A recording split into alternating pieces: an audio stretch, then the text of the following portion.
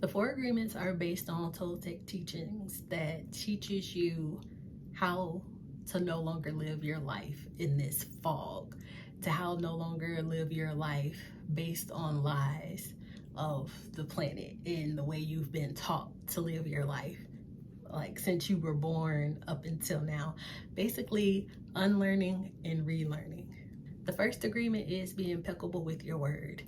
How to not say negative things about yourself, about your body, about how you do this or that, and not to believe negative things people say about you.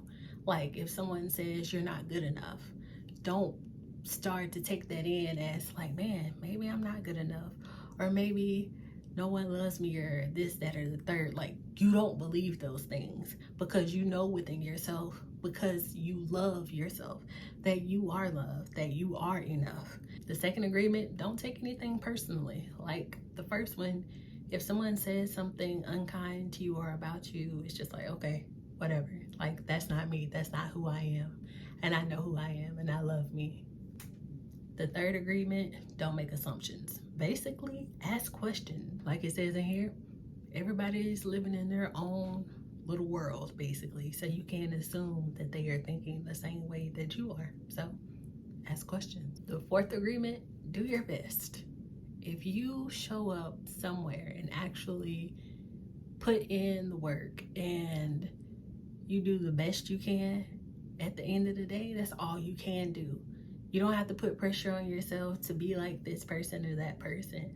Do your best, and your best is enough. And I just like how it really talks about how we live in this fog that keeps us from creating, from fully living in a place of love, from fully living from a place of joy, and how we can come out of that. And it takes practice. So if you do agree to follow along with these four agreements, it's like, yeah, it may be a little tough at first. You may stumble, but don't beat yourself up.